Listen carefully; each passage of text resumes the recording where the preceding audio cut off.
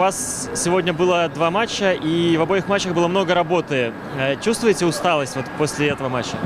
Чувствуется. И да и после того матча была усталость. Бороться приходится с усталостью, это же турнир. Ну, плюс перелет, все-таки вы единственная гостевая, можно так сказать, команда. Ну да, у нас перелет был 8 часов, и плюс автобусом сюда 5 часов мы ехали. Это сложно и тяжело. Устали очень сильно. Мы по своему времени там к 6 утра, грубо говоря, приехали в гостиницу.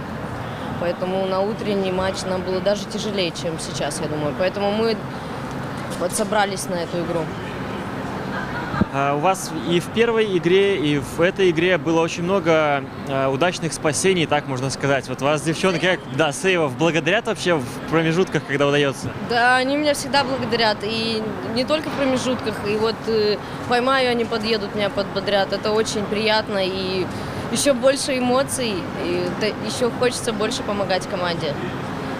А вам часто удается вместе тренироваться, собираться вот вашей командой? 2 раза в неделю у нас по часу, то есть у нас когда игры, когда тренировки. То есть, играем мы против мужчин, потому что у нас там нету больше женской команды. У вас была очень такая шумная, мощная группа поддержки на трибунах. Слышно было во время матча? Большое им спасибо огромнейшее. Они самые крутые, самые клевые. Мы слышали их поддержку. Они еще танцевали, мы сами перетанцовывали. Настроение хорошее. Спасибо за такой праздник.